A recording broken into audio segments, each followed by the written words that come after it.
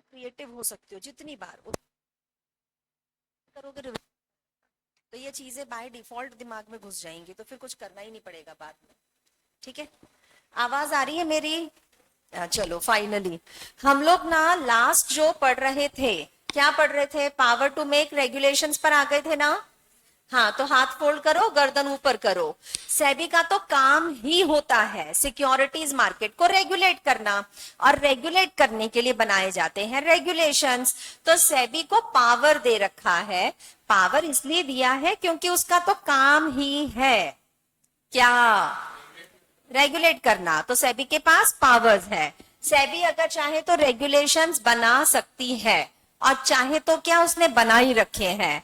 SEBI regulations कौन कौन से मामलों में बनाएगी? तो इसमें देखो इन्होंने सेकंड पॉइंट पर लिखा है, सेकंड पॉइंट पर लिखा है कि इन जनरल तो सेबी उन सारे मैटर्स पे रेगुलेशंस बनाएगी जो जो सेबी के कंट्रोलिंग पावर में आते हैं।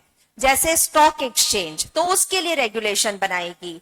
डिपॉजिटरीज आते हैं सेबी के कंट्रोल में, तो सेबी उनके लिए रेगुलेशंस बनाएगी। इन जनरल तो सबके लिए रेगुलेशंस बनाएगी जिन जिन पर सेबी का है control, but specifically SEBI in matters पर तो रेगुलेशन बनाएगी ही। मतलब ये तो है ही, इसके अलावा जो उचित लगे उन मैटर्स पर रेगुलेशंस बना सकती है। कौन कौन से मैटर्स पर बनाएगी ही, थोड़ा सा डिफिकल्ट है। ये तो कह रहे हैं सेबी के जो बोर्ड के मेंबर्स होंगे ना, उनकी मीटिंग होगी। क्या है, सेबी बोर्ड में एक ही तो मेंबर है, 9 मेंबर्स है, तो क्या मीटिंग करेंगे? जैसे बोर्ड ऑफ डायरेक्टर्स की मीटिंग होती है, वैसे सेबी के बोर्ड ऑफ मेंबर्स की मीटिंग होगी। तो मीटिंग से रिलेटेड बनाएगी सेबी रेगुलेशन, जिसमें लिखा होगा कि हमारे मेंबर्स कब मीटिंग करेंगे, कितने इंटरवल में मीटिंग करेंगे, टाइमिंग क्या रहेगा, क्वोरम क्या रहेगा, तरीका क्या रहेगा। इन सब से रिलेटेड रेगुलेशंस बनाएगी सेबी। हो गया? अरे किन से रिलेटेड? इन सबसे, किन सबसे? Time and place of meeting, board of members की मीटिंग, कब मिलेंगे, कहाँ मिलेंगे, कितनी बजे, कितना इंटरवल होगा दो मीटिंग्स के बीच में। जैसे अगर सेबी ने कहा हर महीने मीटिंग होगी, तो अगर सेबी ने कह दिया क्वार्टरली होगी, तो वो रेगुलेशन में लिखा होता है। हो गया? दूसरे पॉइंट पर जाओ। इसके अलावा सेबी अपने रेगुलेशंस में लिखेगी अपने यहाँ के एम्प्लॉयज और अपने यहाँ के ऑफिसर्स के terms and conditions of job. कौन आएगा कौन सी पोस्ट पर, किसी पोस्ट पर अपॉइंट होने के लिए किसी व्यक्ति को कितना क्वालिफाइड होना चाहिए, सैलरी क्या होगी, छुट्टियां कब मिलेंगी, वर्किंग आवर्स क्या क्या होंगे। तो सेबी अपने ऑफिसर्स और अपने एम्प्लॉयज के लिए नियम तो खुद ही बनाएगी। तो ऑब्वियस सी बात है सेबी इनके लिए बनाएगी रेगुलेशंस बनाएगी।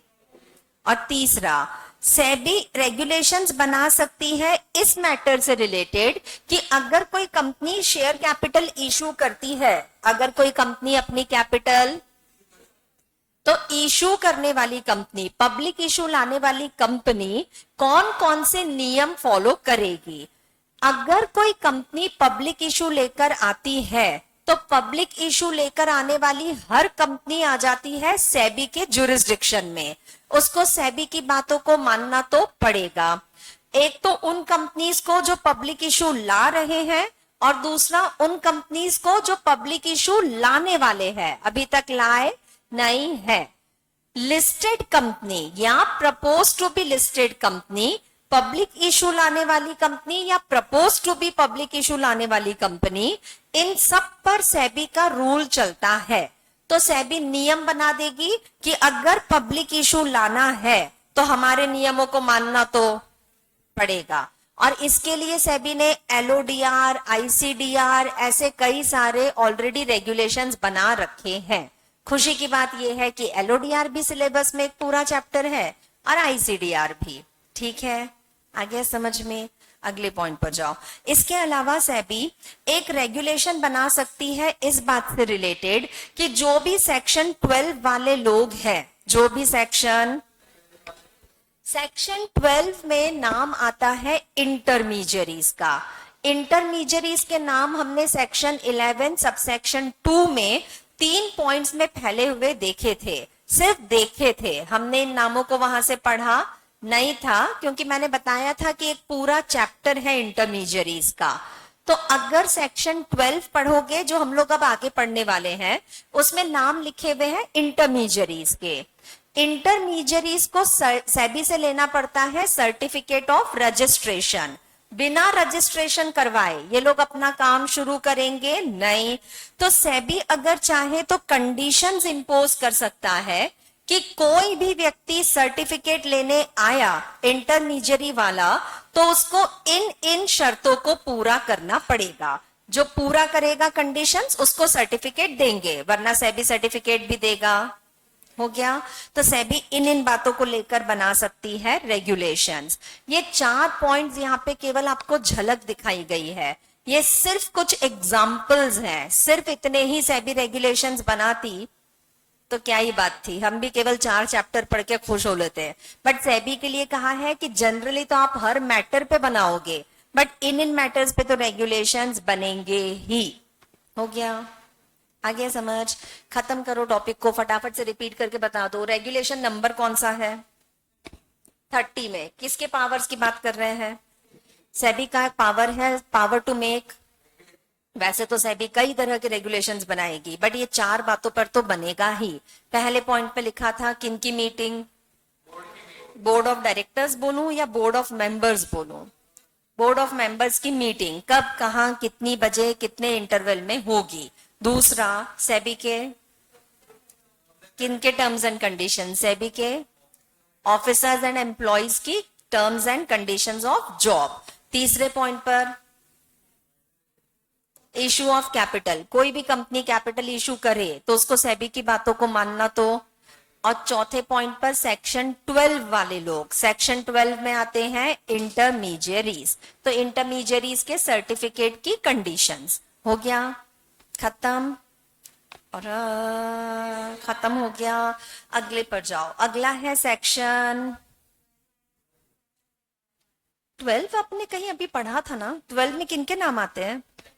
इंटरमीडियरीज मतलब एक इंटरमीडियरी होता है या बहुत सारे होते हैं? तो बहुत सारे होते रहे, सब कहलाएंगे तो अल्टीमेटली इंटरमीडियरी।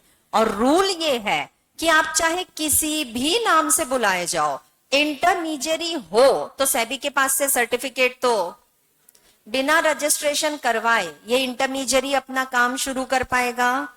ठीक है, अब हाथ फोल्ड कर लो और कॉन्सेप्चुअली समझ लो होता क्या है। पूरा चैप्टर आगे है, वैसे तो हम यहां से केवल नाम पढ़ेंगे, हम इन नामों के फंक्शंस को यहां से समझेंगे नहीं। सेबी में 9 मेंबर्स हैं और 9 मेंबर्स मिलकर के पूरे मार्केट को कंट्रोल कर रहे हैं। मार्केट में प्राइमरी मार्केट भी है और सेकेंडरी मार्केट भी है। करोड़ों इन्वेस्टर्स सेलर बन के आएंगे, करोड़ों इन्वेस्टर्स बायर बन के आते हैं। लाखों कंपनीज हैं जो पब्लिक इशू ले लेकर के बैठी हुई है। तो इतनी सारी भीड़ को केवल 9 लोग मिलकर संभाल रहे हैं। और सिर्फ इतना सा काम नहीं है, इसके अलावा रिसर्च भी करना पड़ता है, फ्रॉड भी ढूंढना पड़ता है। ऑब्वियस सी बात है, ये 9 लोग मिलकर इतनी भीड़ तो संभाल पाएंगे नहीं। तो सेबी का कहना है कि हम मार्केट में कुछ इंटरमीडियरीज को रखते हैं। इंटरमीडियरी सर्विस प्रोवाइडर्स हैं। हर व्यक्ति का अपना एक नाम, अपनी एक कैटेगरी है और उस कैटेगरी का इंटरमीडियरी जो काम उसको सौंपा गया है वो वही काम करेगा, वो इसके अलावा कोई दूसरा काम करेगा नहीं। अलग अलग लेवल पर इन्वेस्टर्स के इंटरेस्ट को प्रोटेक्ट करना पड़ता है। जैसे कि पब्लिक इशू आया तो प्रोस्पेक्टस बटेगा, नाम सुना है? प्रोस्पेक्टस का नाम सुना है? अगर कोई कंपनी पब्लिक इशू लाएगी तो पहले प्रोस्पेक्टस बांटेगी, तो प्रोस्पेक्टस भी सच्चा होना चाहिए। इस बात को चेक करने के लिए एक इंटरमीडियरी आएगा। दूसरी स्टेप पर अलॉटमेंट होता है, तो अलॉटमेंट का काम करवाने के लिए एक और इंटरमीडियरी आएगा। लोग पब्लिक इशू के दौरान पैसा देते हैं, तो पैसे का कलेक्शन करने के लिए एक और इंटरमीडियरी आएगा। मतलब सेबी ने हर एक स्टेज पर एक एक क्लास ऑफ, एक एक कैटेगरी ऑफ इंटरमीडियरीज को छोड़ रखा है। हर स्टेज पे ऐसे इंटरमीडियरीज होंगे और वो भी सेबी के पास रजिस्टर्ड है, मतलब ये लोग तो वही काम करेंगे जो इनको करने को कहेगा। कौन? सेबी। और सेबी तो काम करता है इन्वेस्टर्स के इंटरेस्ट में, तो इंटरमीडियरीज भी काम कर रहे होंगे। आया समझ में? इंटरमीडियरीज का काम होता है इन्वेस्टर्स के इंटरेस्ट को प्रोटेक्ट करने में सेबी की मदद करना। इसीलिए सेबी पहले इन लोगों को देती है सर्टिफिकेट ऑफ रजिस्ट्रेशन। अगर कोई व्यक्ति इंटरमीडियरी बनना चाहता है, सेबी के पास जाओ, अप्लाई करो। सेबी ऐसे ही हर किसी को सर्टिफिकेट देगा नहीं, पहले चेक करेगा सेबी कि ये लायक है या, वेरी गुड, ये लायक है या नालायक है। अगर लायक होगा तो सर्टिफिकेट मिलेगा, वरना देंगे नहीं। और बिना सर्टिफिकेट लिए कोई भी व्यक्ति इंटरमीडियरी का काम शुरू कर पाएगा नहीं। कोई फायदा है रजिस्ट्रेशन देने का? अगर रजिस्ट्रेशन दे देंगे तो ये तो इंटरमीडियरी नजरों में आ जाएगा किसके? तो फिर ये तो सेबी के कंट्रोल में रहेगा, तो फिर ये तो कोई गलत काम ही नहीं करेगा। हाँ, तो हम भी तो वही चाहते हैं कि ये कुछ गलत काम करेगा। आ गया समझ में? इंटरमीडियरीज को सर्टिफिकेट ऑफ रजिस्ट्रेशन लेना पड़ता है, ये बात लिखी गई है सेक्शन 12 में। सेक्शन हेडिंग पढ़ो जरा, रजिस्ट्रेशन ऑफ। इस एक्सेट्रा में बाकी सारे इंटरमीडियरी समाये हुए हैं। Stock broker, sub broker, share transfer agent, ये केवल कुछ नाम है इंटरमीडियरीज के।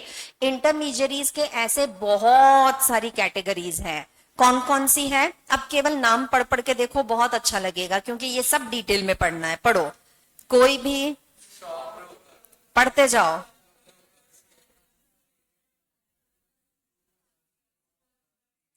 Registrar to an issue, merchant banker, underwriter, portfolio manager, investment adviser, ये तो सब सेक्शन 1 में लिखे हैं। यहां तक के लोगों के नाम है इंटरमीडियरीज के, और लिखा हुआ है इनमें से कोई भी तब तक अपना काम शुरू नहीं करेगा जब तक पहले ये सेबी के पास से सर्टिफिकेट ऑफ रजिस्ट्रेशन ना ले। ये नाम लिखे हैं सब सेक्शन 1 में। धीरे धीरे करके ना मार्केट में नई नई चीजें आती गई, जैसे इलेक्ट्रॉनिक फॉर्म में मार्केट कन्वर्ट होने लगा। जैसे जैसे नई नई चीजें आती जाती है, सेबी नई कैटेगरी ऑफ इंटरमीडियरीज भी इंट्रोड्यूस करता जाता है। तो पहले के जमाने में केवल इतने ही लोग हुआ करते थे इंटरमीडियरीज के नाम पर। फिर 1A इंसर्ट किया, सब सेक्शन 1A इंसर्ट किया। इसमें कुछ नए कैटेगरी ऑफ इंटरमीडियरीज को डाला गया। अब नई कैटेगरी में कौन कौन आ गए हैं? कोई भी depository, participant, custodian, FII, CRA, ये सब आ गए हैं अंडर 1A। ये भी है अल्टीमेटली इंटरमीडियरीज, और ये लोग भी अपना काम तब तक शुरू करेंगे जब तक ये लोग सेबी के पास से, ठीक है। चलो, 1A में कुछ नए नाम जोड़े गए, फिर धीरे धीरे इस मार्केट में और नए लोग इंटरमीडियरी के रूप में इंट्रोड्यूस होने लगे। तो फिर लेकर आए अगला सब सेक्शन, उसको नाम दे दिया 1B। और 1B में किन किन लोगों के नाम है? स्पॉन्सर, मिला, sponsor of venture capital fund, CIS, mutual fund, ये लोग भी अब बन गए थे इंटरमीडियरी। और सेबी ने कहा ये लोग भी तब तक काम शुरू करेंगे नहीं जब तक पहले सर्टिफिकेट ऑफ रजिस्ट्रेशन। आ गया समझ में? मार्केट में ना अलग अलग तरह, अलग अलग टाइम पर अलग अलग लोगों को एज ए इंटरमीडियरी सेबी के कंट्रोल में डाल दिया गया। तो जब जब जिस जिस को लेकर आए, हर बार उसका नाम इंसर्ट करना इस सेक्शन में जरूरी था। तो या तो सब सेक्शन 1 को ही अमेंड कर देते, उसी में और नाम डालते चले जाते, बट इनको लगा एक में ज्यादा ठूसेंगे तो ओवरलोडेड हो जाएगा, तो इन्होंने 1 में अलग नाम रहने दिए। फिर नए आए तो उनको नाम दे दिया 1A का, फिर और आए तो उनको नाम दे दिया 1B का, फिर और आए तो उनको नाम दे दिया 1C का। सोचो कल को और आ गए तो, हाँ, तब तक हम बचे हुए हैं, अभी हमको 1D पढ़ने की जरूरत नहीं। आ गया समझ में? यश मैडम, अल्टीमेटली यहां से यहां तक, कहां से कहां तक? अरे यहां से यहां तक में कहां तक है? एक तो सब सेक्शन 1 से लेकर सब सेक्शन 1C तक नाम लिखे हुए हैं सारे के सारे इंटरमीडियरीज के, और इन चारों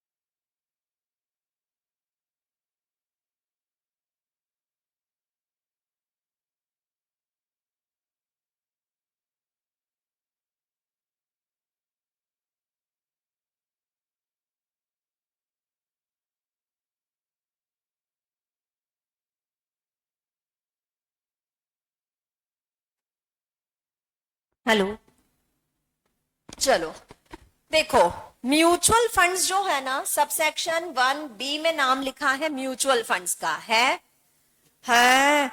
सेबी आया 1992 में। म्यूचुअल फंड्स तो 1992 के पहले से इंडिया में थे, ऐसा नहीं कि ये बाद में इंटरमीडियरी के नाम पे जोड़े गए हैं, लेकिन पहले ये सेबी के कंट्रोल में नहीं आते थे। ये लोग आते थे under direct control of central government. तो पहले ये सेबी के कंट्रोल में नहीं थे, तो इंटरमीडियरी की कैटेगरी में नहीं थे। फिर बाद में सेंट्रल गवर्नमेंट ने कहा कि सब हम संभालेंगे, तो सेबी क्या करेगी, तो म्यूचुअल फंड्स को डाल दिया इंटरमीडियरी बना करके अंडर कंट्रोल ऑफ सेबी। आ गया समझ में? पहले म्यूचुअल फंड्स एक सेपरेट बॉडी थे, अब ये बन गए हैं सेबी के द्वारा कंट्रोल किए जाने वाले इंटरमीडियरीज। क्लियर है? अरे हाँ, अगले पॉइंट पर जाओ, सबसेक्शन 2 पर जाओ, थोड़ा सा डिफिकल्ट है। वहां लिखा है अगर कोई व्यक्ति इंटरमीडियरी का सर्टिफिकेट चाहता है तो उसे पता है अप्लाई करना पड़ेगा किसके पास? हाँ, फिर कह रहे हैं एप्लीकेशन जाएगी वैसे जैसा सेबी बताती है। और ना खाली हाथ कभी सेबी के पास मत जाना, आपको लेकर जानी पड़ेगी साथ में फीस। खत्म हो गया सबसेक्शन 2। एप्लीकेशन जाएगी in prescribe form, in prescribe along with prescribe fees. हो गया सबसेक्शन 2 खत्म। सबसेक्शन 3 तो और डिफिकल्ट है। सर्टिफिकेट किसने दिया है? सेबी ने। तो सेबी ने सर्टिफिकेट दिया होगा तो बोला होगा इंटरमीडियरी को कि ऐसे ऐसे काम करना। कैसे कैसे? वेरी गुड, ऐसे ऐसे काम करना। और अब अगर ये इंटरमीडियरी वैसे वैसे काम, तो गुस्सा तो कह रहे हैं कि सेबी फिर इसका सर्टिफिकेट या तो कर सकती है, या सेबी कौन होती है सस्पेंड या कैंसिल करने वाली? सेबी ने ही तो सर्टिफिकेट दिया था, तो सेबी की बातों को मानना तो। और अगर कोई इंटरमीडियरी सेबी की बातें नहीं मानता है तो सेबी के पास इतना पावर है कि सेबी उसके सर्टिफिकेट को कर सकती है सस्पेंड या कैंसल। एक बात बताओ, इन दो शब्दों में कोई अंतर है क्या, सस्पेंड और कैंसिल में? बताओ बताओ। हमेशा के लिए। तो अगर सपोज सस्पेंड कर दिया गया, 1 साल के लिए सस्पेंडेड है, तो अब ये इंटरमीडियरी अपना काम कंटिन्यू करेगा नहीं। और अगर कैंसिल कर दिया गया तो अब तो ये जिंदगी भर में ये काम कभी कर पाएगा नहीं। हो गया? लेकिन ये बात आज मैं यहां पर बता रही हूं ओबीएच को। तुम लोगों का पहले कभी ओबीएच वर्ड सुना हुआ है? Opportunity of being heard. हम लोग आज यहाँ पर एक बार मैं पूरा कॉन्सेप्ट बता रही हूँ, फिर इसके बाद हमेशा इसको ओबीएच ही बुलाएंगे, बार बार इतना डिटेल में जाएंगे नहीं।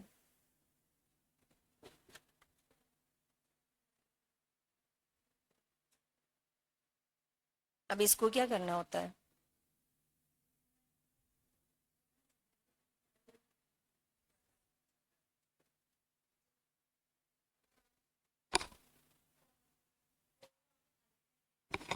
दो दो है।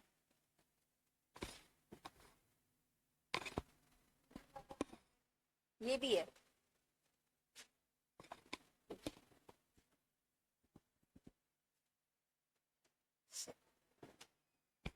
हाँ चलो, क्या बता रही थी मैं? अपॉर्चुनिटी ऑफ बीइंग हर्ड का कॉन्सेप्ट कुछ ऐसा है कि अब इस पूरे बुक में तुमको ये शब्द कई बार रिपीटेड मिलेगा। जब भी कभी कोई अथॉरिटी किसी व्यक्ति को सजा दे रही है तो सजा देना अथॉरिटी का अधिकार है, लेकिन लॉ कहता है कि मानवता रखा करो। माना किसी व्यक्ति से कोई गलती हुई है, सजा मिलनी चाहिए उसको, लेकिन सजा देने से पहले हमें उसको देना पड़ता है एक सुनवाई का मौका। सामने वाले व्यक्ति को एक बार सुनो, उससे गलती हुई तो क्यों हुई, हो सकता है उसके पास कोई वैलिड रीजन हो, तो सजा एकदम से इंपोज नहीं की जाती है। जहां पर भी आप सजा वाला एलिमेंट देखोगे ना, हर जगह पर आपको प्रोविजो में ये लिखा हुआ मिलेगा कि ये सजा देने से पहले हमें देना पड़ेगा दूसरी पार्टी को ओबीएच। ओबीएच बोले तो अपॉर्चुनिटी ऑफ बीइंग हर्ड, इसे प्यार से कहा जाता है ओबीएच। हो गया? समझ में आया? पर सजा देते वक्त ओबीएच देना है ना। हाँ, तो यहां तो सर्टिफिकेट सस्पेंड या कैंसिल करने की बात कर रहे हैं। ये सजा है कि मजा है? ये सजा है, तो इस सजा को देने से पहले सेबी एक बार इंटरमीडियरी को देगा ओबीएच। आ गया समझ पूरा? अगले पॉइंट पर जाओ। सेक्शन 12 यहाँ पे आकर हो रहा है खत्म। एक बार रैपिडली रिपीट करो तो काहे से रिलेटेड है? इंटरमीडियरीज को क्या लेना पड़ता है? किसके पास से? जब तक सर्टिफिकेट लेंगे नहीं, इंटरमीडियरीज काम शुरू करेंगे। हो गया? सर्टिफिकेट के लिए अप्लाई करना है या धमकी देनी है? अप्लाई करने जाना पड़ेगा in prescribe form along with prescribe fees. जो सर्टिफिकेट दे सकता है वो सर्टिफिकेट वापस भी तो कैसे, या तो और या तो हाँ, लेकिन सजा देने से पहले। हो गया? यहां तक की बातें समझ में आ गई? अगले पॉइंट पर जाओ। अगला है सेक्शन 15I। 15I से लेकर 15JA तक के सारे पॉइंट्स को इंपॉर्टेंट मार्क कर लेना है। 15I से लेकर सेक्शन 15JA तक। JA ना 2 ही लाइन में खत्म हो जाएगा।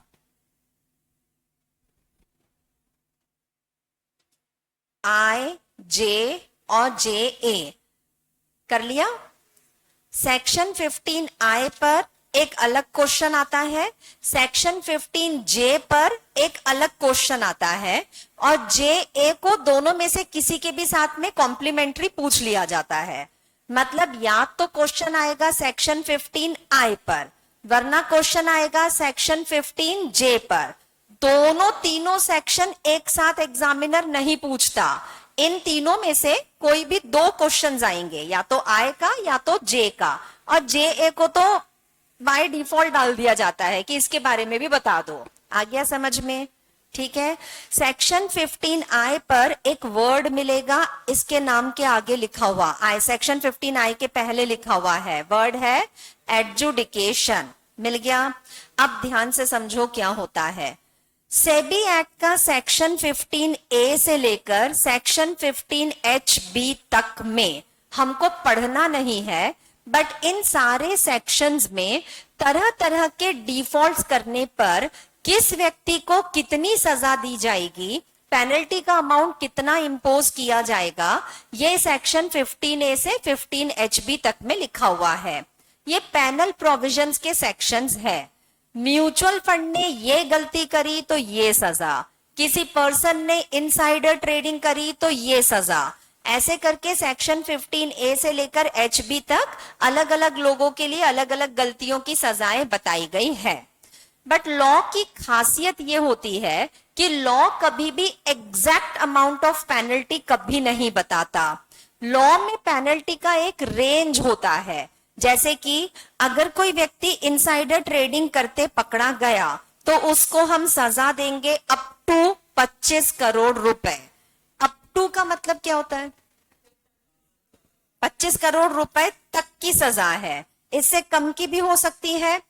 एग्जैक्ट अमाउंट ऑफ पेनल्टी नहीं बताई जाती है, रेंज बता दिया है कि इतने रुपए तक की सजा हो सकती है। अगर कोई व्यक्ति डिफॉल्ट करता है, चलो माना उसने गलती करी, बट डिफॉल्ट की डिग्री सबकी हो सकती है अलग अलग। किसी ने डिफॉल्ट किया 2000 का नुकसान करवा दिया, किसी ने डिफॉल्ट किया 20 लाख का नुकसान करवा दिया, शायद किसी ने डिफॉल्ट किया और 20 करोड़ का नुकसान करवा दिया।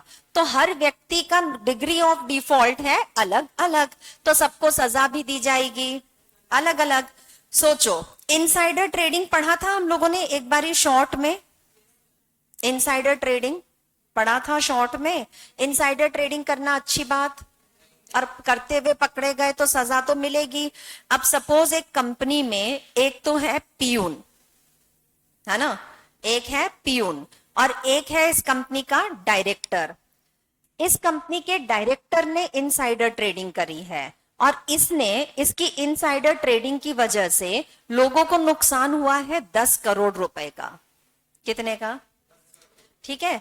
अब इस कंपनी का पियून था, वो भी पढ़ा लिखा निकला, इसने भी इनसाइडर ट्रेडिंग करी है, पर इसकी वजह से पब्लिक को नुकसान हुआ है 2000 रुपए का। कितने का? 2000 रुपए का। इनसाइडर ट्रेडिंग करते हुए कोई पकड़ा गया तो उस पर सजा है अप टू 25 करोड़। क्या पियून पे 25 करोड़ की पेनल्टी लगा दूं?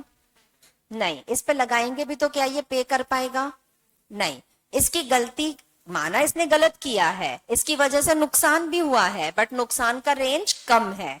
डायरेक्टर पे क्या लगा सकते हैं? 25 करोड़ की पेनल्टी लगा सकते हैं। 10 करोड़ की इसने नुकसान पहुंचाया है, तो 10 करोड़ पे 25 करोड़ की पेनल्टी बनती है। ठीक है, दोनों का सेम डिफॉल्ट था, लेकिन दोनों के लिए पेनल्टी का अमाउंट एक जैसा रहेगा? नहीं। एडजुडिकेशन वर्ड का यही मतलब है।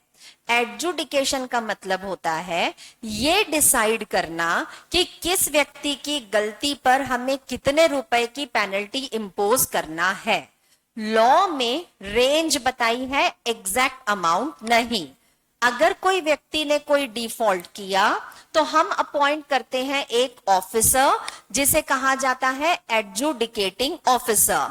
ये ऑफिसर आकर के पहले इंक्वायरी करेगा, पता करेगा कि किसकी गलती कितनी बड़ी है। जिसकी गलती जितनी बड़ी होगी उसके ऊपर वो सजा का अमाउंट इंपोज करेगा उतना ही बड़ा। जो जिस तरह की गलती करेगा उस गलती के लिए exact amount of penalty decide करने का काम करता है एडजुडिकेटिंग ऑफिसर। आया समझ में? मेरे को तो नहीं समझ आ रहा, एडजुडिकेटिंग ऑफिसर क्या डिसाइड कर रहा है? पेनल्टी का अमाउंट तो लॉ में लिखा है 25 करोड़ रुपए।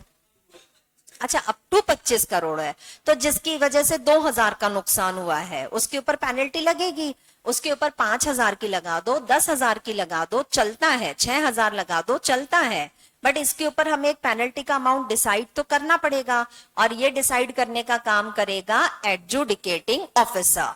और इस प्रोसेस को कहा जाता है एडजुडिकेशन। कहा जाता है? हो गया, समझ में आया? अब पढ़ो एडजुडिकेशन के बारे में। यहां पर लिखा हुआ है कि सेबी अपने यहां पर पेनल्टी का अमाउंट डिसाइड करने के लिए अपॉइंट करता है एक ऑफिसर। अपॉइंट करता है एक, जिस ऑफिसर का नाम होगा एडजुडिकेटिंग ऑफिसर। ऑफिसर का नाम होगा, ठीक है। अगर किसी व्यक्ति को एडजुडिकेटिंग ऑफिसर अपॉइंट किया जाना है तो सेबी अपने ही यहाँ पे काम करने वाले ऑफिसर्स में से किसी एक को एडजुडिकेटिंग ऑफिसर बनाएगा। बट किसको बनाएगा? तो जिस व्यक्ति को ऑफिसर बनाया जाना है एडजुडिकेटिंग, वो व्यक्ति डिवीजन चीफ के रैंक के नीचे का व्यक्ति नहीं होना चाहिए। Not below the rank of division chief, not below the rank of. SEBI के ऑफिस में अलग अलग लोग अलग अलग कैडर पर काम करते हैं, सबकी पोस्ट के नाम अलग अलग है। जैसे कंपनीज में होता है ना, manager, assistant manager, deputy manager, ऐसे एक हिरार्की चलती है। सिमिलरली सेबी के ऑफिस में भी हिरार्की है, जहां एक पोस्ट है जिस पोस्ट का नाम है डिवीजन चीफ, जिसका नाम है। तो अब डिवीजन चीफ के नीचे की रैंक के लोग ये एडजुडिकेटिंग ऑफिसर बन पाएंगे? नहीं। तो कौन बन सकता है? या तो डिवीजन चीफ या उसके ऊपर की रैंक के लोग। ये लोग अगर चाहे तो एडजुडिकेटिंग ऑफिसर बन सकते हैं। सेबी खुद इनमें से किसी को एडजुडिकेटिंग ऑफिसर अपॉइंट करेगा, बट अपॉइंट करते समय ध्यान रहे डिवीजन चीफ के रैंक के नीचे का व्यक्ति चलेगा। चलेगा? चलेगा, लिखा है below the rank of division chief. Not तो दिख भी नहीं रहा है, अच्छा वो ऊपर रह गया है। तो not below the rank of division chief मतलब उससे नीचे की रैंक का व्यक्ति तो चलेगा नहीं। कहानी भेजे में उतर गई है। रैंक का नाम बताओ जरा। चीफ नहीं है वो, हाँ तो ढंग से मुंह खोल के बोलो, डिवीजन चीफ बोलो, ठीक है। डिवीजन चीफ की रैंक के नीचे का व्यक्ति चलेगा नहीं, ठीक है। कौन अपॉइंट करेगा? सेबी। किस क्या पोस्ट पे अपॉइंट करेगा इसको? Adjudicating officer. इसका काम होगा कि अब ये अपॉइंट होने के बाद में सबसे पहले तो कंडक्ट करेगा एक इंक्वायरी। इन्वेस्टिगेटिंग ऑफिसर ने इन्वेस्टिगेशन करके सेबी को ये बता दिया है कि गलत तो हुआ है, गलत हुआ है, सजा दो इस व्यक्ति को। और अब सजा देने के लिए अमाउंट डिसाइड करने आया है एडजुडिकेटिंग ऑफिसर। तो वो भी पहले तो कंडक्ट करेगा एक इंक्वायरी, इंक्वायरी कंडक्ट करने के बाद ये इंपोज करेगा अमाउंट ऑफ पेनल्टी, इंपोज करेगा अमाउंट ऑफ। लेकिन ये फिर से बीच में ये क्या आ गया, क्यों? तो जिस व्यक्ति के ऊपर इंक्वायरी चल रही है, जिस पे सजा इंपोज कर रहे हो, उसको क्या ओबीएच दोगे? ओबीएच तब देते हैं जब किसी को सजा मिल रही हो, सजा ही मिल रही है तो हमें एक बार ही उसको सुनना तो पड़ेगा। हो गया, खत्म, फर्स्ट पॉइंट खत्म है। बोल पाओगे इंग्लिश में? कौन अपॉइंट करेगा? सेबी में या शैल में? सेबी में अपॉइंट क्या? Adjudicating officer. अच्छा, सेबी में appoint a person as a adjudicating officer. जो, अब मैं इधर मत देखो, हाँ, हम अपना सेंटेंस खुद बना रहे हैं। सेबी में अपॉइंट अ पर्सन एज, जो डिवीजन चीफ की रैंक के नीचे का नहीं होना चाहिए। हु शैल, शुड वर्ड नहीं आता, who shall not be a person below the rank of division chief. टू काहे के लिए अपॉइंट कर रहे हो? पहले तो वो कंडक्ट करेगा इंक्वायरी, हाँ, तो टू कंडक्ट क्या? इंक्वायरी एंड इम्पोज क्या? Impose penalty after giving an OBH. एग्जाम में ओबीएच लिखोगे, ब्लड ग्रुप लगेगा, पूरा बोलो। After giving an opportunity of being heard. आ गया समझ में? बना सेंटेंस इंग्लिश में? अगले पॉइंट पर जाओ, इसी के नीचे वाले पैराग्राफ पे जाओ तो यहां लिखा है एडजुडिकेटिंग ऑफिसर को पावर्स दिए जाएंगे। पावर, सेबी को पावर है क्या? किसके जैसे? सिविल कोड के। फिर मैंने बताया था ये वाले पावर्स आगे और 3 बार आने वाले हैं। एक बार आ गया सिविल कोड के पावर, एक तो सेबी के पास है। फिर एक बार और पढ़ा था इन्वेस्टिगेटिंग ऑफिसर, पर वो तो इन्वेस्टिगेट करने आया था, तो सवाल जवाब पूछने आया था। अब ये जो आया है ना एडजुडिकेटिंग ऑफिसर, ये इंक्वायरी करने आया है। इंक्वायरी में सवाल जवाब तो पूछे जाएंगे, तो हमको इसको भी पावर, तो ये सिविल कोड के पावर फिर इसको भी दे दिए। देखो यहां पर लिखा हुआ है इसको भी पावर है, ये अगर चाहे तो समन दे सकता है, ये किसी व्यक्ति को पर्सनली प्रेजेंट होने के लिए भी बोल सकता है, ये अगर चाहे तो एविडेंसेस या डॉक्यूमेंट्स प्रोड्यूस करने के लिए भी बोल सकता है। इसके पास वो सारे पावर्स हैं जो पावर्स होते हैं सिविल कोड के पास। हो गया, कितनी बार बढ़ चुके हैं? एक बार सेबी प्लस 3 बार और बोला था मैंने, तो एक बार सेबी प्लस एक बार इन्वेस्टिगेटिंग ऑफिसर, एक बार एडजुडिकेटिंग ऑफिसर। अभी भी एक बार और पढ़ना बाकी है। आ गया समझ? यश मैडम। इसी के बाद वाले पॉइंट पर जाओ, सब सेक्शन 3 पर जाओ। ये न्यूली इंसर्टेड है। न्यूली मतलब ऐसा नहीं कि एकदम कल परसों में इंट्रोड्यूस हुआ था, पहले आया है, काफी समय पहले आया है, पर ये ओरिजिनल एक्ट का हिस्सा नहीं था, अमेंडमेंट के बाद आया है। ठीक है, चलो गर्दन ऊपर रखो तो जरा। एडजुडिकेटिंग ऑफिसर और सेबी में से बड़ा वाला कौन है? सेबी बड़ी वाली है, सेबी बड़ी वाली है मतलब पोस्ट में बड़ी है, हाँ। और सेबी के कंट्रोल में कौन आता है? Adjudicating officer. सजा देने का अधिकार अल्टीमेटली है सेबी का। एडजुडिकेटिंग ऑफिसर तो केवल आकर के अमाउंट कैलकुलेट करके बता देगा और वो पेनल्टी इंपोज कर देगा, क्योंकि सेबी ने उसको अधिकार दिया है कि हमारी जगह पेनल्टी आप इंपोज कर देना। इतना आ गया समझ में? क्या सेबी को भरोसा है एडजुडिकेटिंग ऑफिसर पर कि ये जो करेगा सही करेगा? ऐसा लगता है कि ये जो भी पेनल्टी इंपोज करेगा सही होगी। लेकिन अगर कभी सेबी को लगता है कि एडजुडिकेटिंग ऑफिसर ने अपना काम सही तरीके से नहीं किया, अगर सेबी को लगता है कि पेनल्टी का अमाउंट बहुत कम रखा गया है जबकि पेनल्टी होनी चाहिए थी थोड़ी सी ज्यादा, तो सेबी अगर उचित समझे तो वो एडजुडिकेटिंग ऑफिसर को ऑर्डर दे सकती है कि आपने जो भी प्रोसेसिंग करी है, जो भी तरीके से पेनल्टी का अमाउंट डिसाइड किया है, हमको आपके सारी वर्किंग, आपकी सारी प्रोसेसिंग सबमिट करो। सेबी उससे सारे रिकॉर्ड्स मंगवाएगा और एडजुडिकेटिंग ऑफिसर के सारे कैलकुलेशंस को सेबी चाहे तो रिव्यू कर सकता है।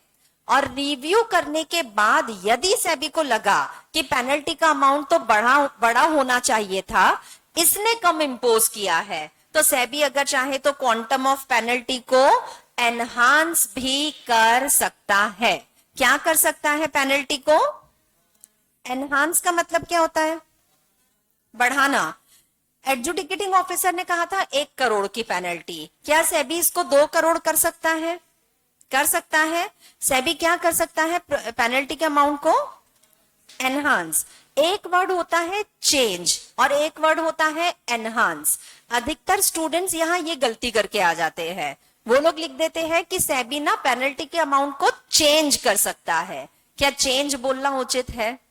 रीजन, चेंज में ऊपर भी जा सकते हैं और नीचे भी, लेकिन एनहांस का मतलब क्लियर है कि सेबी पेनल्टी के अमाउंट को केवल बढ़ाएगा, कम करने का अधिकार सेबी के पास नहीं।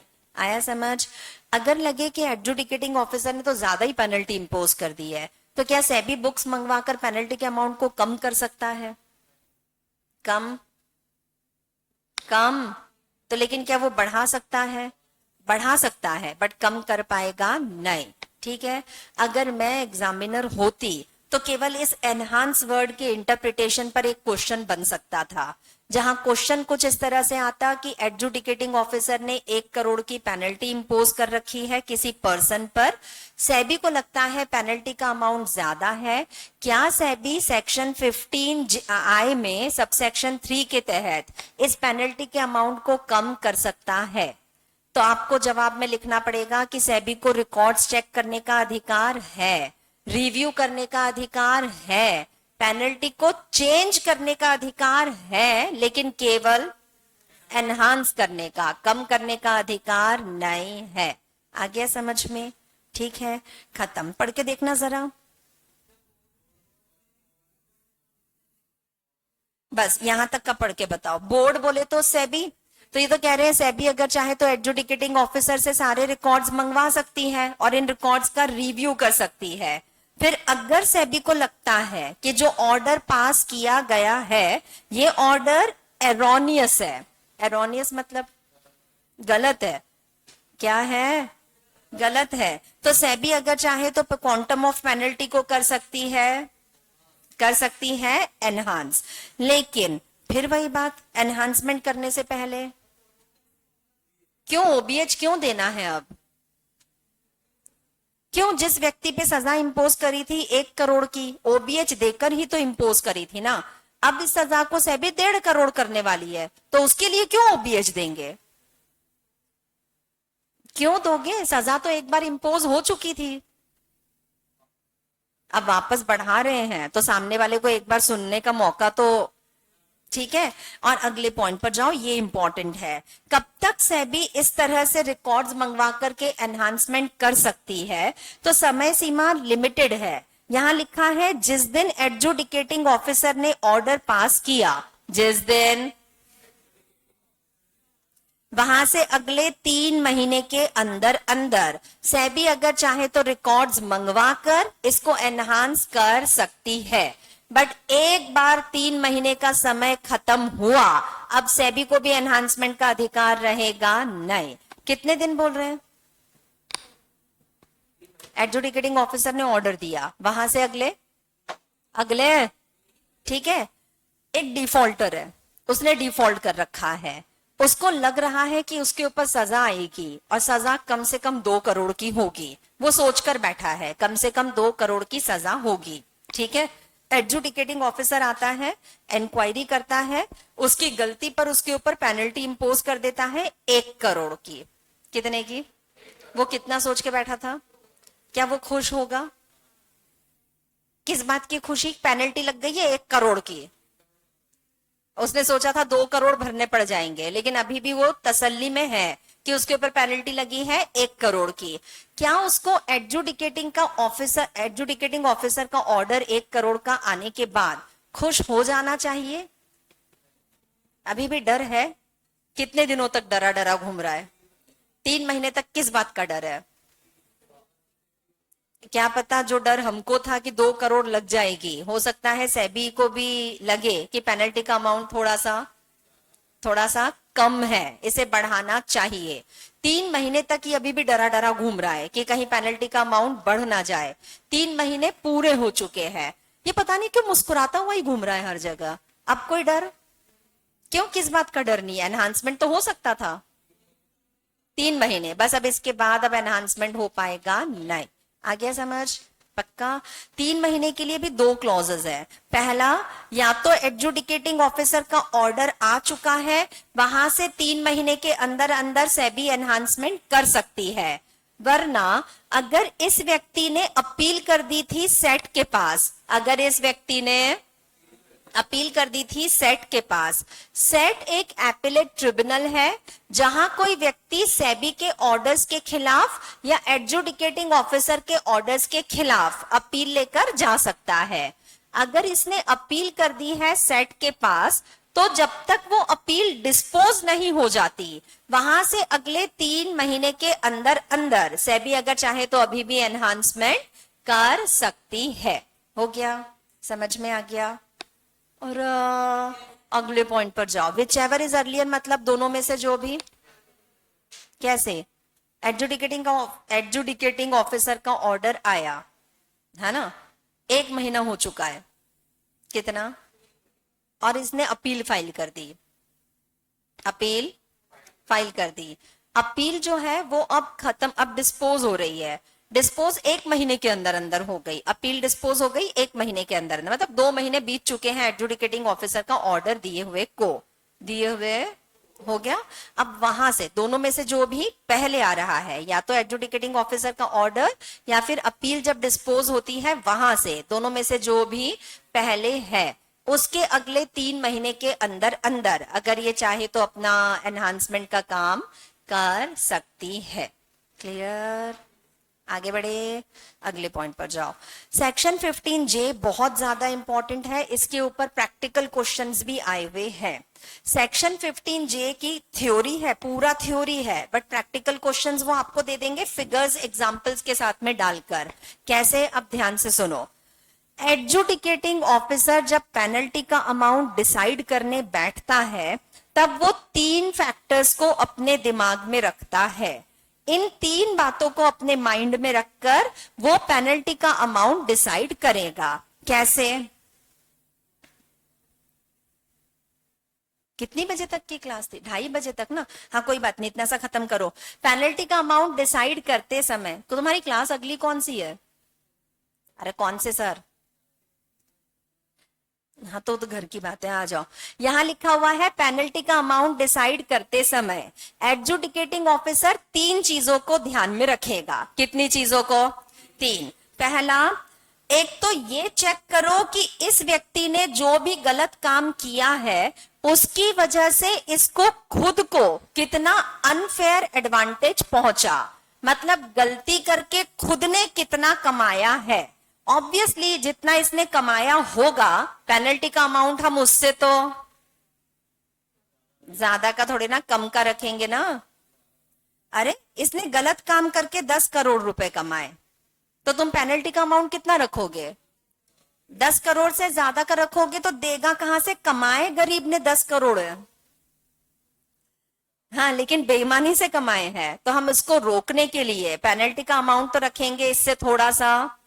ठीक है, मतलब पहला फैक्टर तो दिमाग में ये रखना है कि इस व्यक्ति ने जो डिफॉल्ट किया है, इसकी वजह से इसको खुद को कितना अनफेयर एडवांटेज मिला। दूसरी बात दिमाग में रखना है कि इस डिफॉल्टर की वजह से इन्वेस्टर्स को कितने का नुकसान पहुंचा। जितने का नुकसान इन्वेस्टर्स को पहुंचा है, ऑब्वियसली उससे कम का पेनल्टी का अमाउंट तो होगा नहीं। खुद ने गलत तरीके से 10 करोड़ कमाए थे, बट इन्वेस्टर्स को नुकसान पहुंचाया है 20 करोड़ का, तो पेनल्टी का अमाउंट कितने से ज्यादा? 10 करोड़ से ज्यादा या 20 करोड़ से ज्यादा? 20 करोड़ से, 10 नहीं 20, क्योंकि इसकी वजह से पब्लिक को नुकसान पहुंचा है। तो सेबी अब पब्लिक को भी कॉम्पेंसेट करेगी, और कॉम्पेंसेट करने के लिए पैसा तो इसी से लेंगे क्योंकि गलती। ठीक है, और तीसरा point, repetitive nature of default. Repetitive nature of default का मतलब सेबी देखता है कि जो व्यक्ति गलत कर रहा है, जो व्यक्ति डिफॉल्टर है, ये उसकी पहली गलती है या ये बार बार इसी गलती को किए जा रहा है। अगर ये पहली गलती है तो सजा का क्वांटम थोड़ा सा कम, लेकिन अगर वो बार बार रिपीट कर रहा है, इसका मतलब ये ढीठ हो चुका है, तो अब की बार सजा थोड़ी सी तो हो गया। कितने फैक्टर्स कंसिडर करने हैं? 3। मैंने कहा ना इसके ऊपर प्रैक्टिकल क्वेश्चन आता है। प्रैक्टिकल क्वेश्चन इस तरह से पूछा जाता है, जैसे उसको अनफेयर एडवांटेज इतने का हुआ, पब्लिक को लॉस इतने का हुआ, अब बताओ आप पेनल्टी का अमाउंट कितना होना चाहिए। तो आपको देखना पड़ेगा दोनों में से क्या कम है कि ज्यादा है। दोनों में से जो भी ज्यादा है, हम उससे भी ज्यादा का पेनल्टी का अमाउंट इंपोज करेंगे। आया समझ? सोचो एक बात बताओ, 10 करोड़ इसने गलत तरीके से कमाए, तुमने इसके ऊपर पेनल्टी लगा दी 8 करोड़ की, ये खुश होगा या दुखी होगा? किस बात के लिए? अभी भी उसके पास 2 करोड़ बच रहे हैं, मतलब गलत काम करके पेनल्टी भी भर दी तो भी 2 करोड़ कमाए हैं। ये अगली गलती के लिए फिर तैयार हो जाएगा, ये फिर 10 करोड़ का नुकसान करवाएगा दूसरों को, और 8 करोड़ खुद जाकर दे आएगा सेबी को कि ये रख लो आपका हिस्सा। तो इसका मतलब ये हुआ कि यहाँ पे पेनल्टी का अमाउंट तो डेफिनेटली रहेगा अनफेयर एडवांटेज से ज्यादा। हो गया। लेकिन पब्लिक को कितना नुकसान पहुंचा है उसका भी ध्यान तो रखना पड़ेगा। और तीसरा फैक्टर है रिपीटेटिव नेचर ऑफ डिफॉल्ट। हो गया। पहली गलती है, सजा बड़ी या छोटी? ज्यादा लगाऊं पेनल्टी का अमाउंट या कम लगाऊं? पहली गलती है, ज्यादा तो लगाएंगे लेकिन बहुत ज्यादा नहीं। याद करो बचपन में कभी कुछ गलत काम करते थे, पहली बार गलती करी तो पहली बार में चाटे कभी पड़ते नहीं पड़ते ना, पहली बार में तो केवल धमकी देके छोड़ दिया जाता है, दूसरी बार में बाथरूम में बंद करते हैं, और तीसरी बार में जब नहीं सुनते, उधर मत देख ऐसा कुछ नहीं हुआ था, तीसरी बार में जब नहीं सुनते हैं तब झमाझम पड़ता है। तो मतलब रिपीटेटिव नेचर ऑफ डिफॉल्ट में सजा मिलेगी ज्यादा। आ गया समझ में? ठीक है यश मैडम, खत्म। कितने फैक्टर्स होते हैं? सेक्शन नंबर बताओ। 15, बहुत सारा 15 है। सेक्शन 15 जे में आता है फैक्टर्स। तो आई में क्या था? हाँ देख लो, आराम से देख लो, आई में क्या था?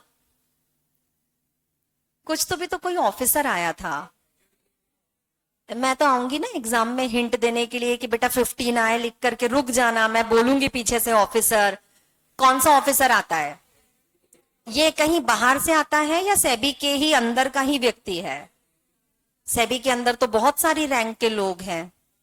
हाँ, तो एडजुडिकेटिंग ऑफिसर बनने के लिए डिवीजन चीफ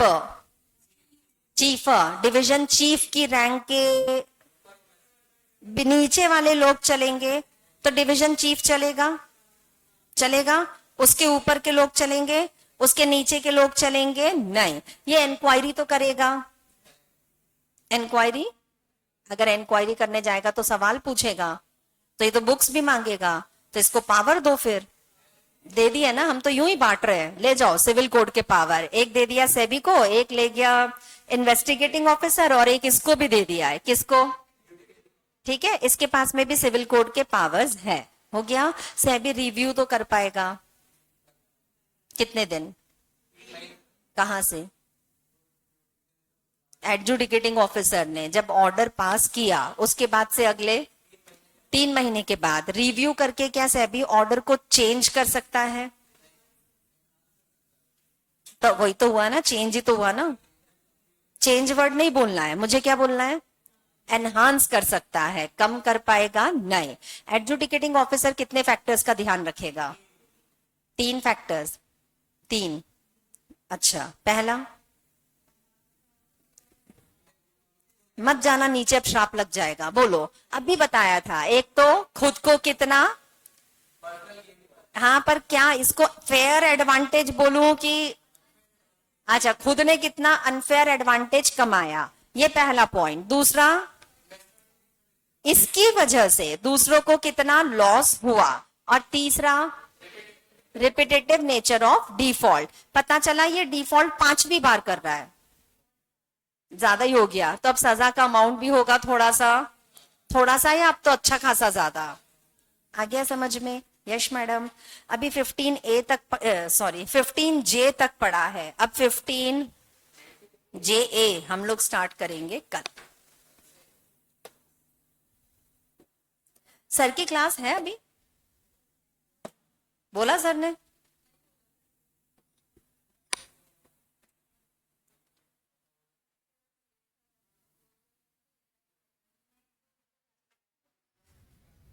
नहीं तो फिर मैं ही कंटिन्यू कर लूं? है नहीं आएंगे मुझे पता है।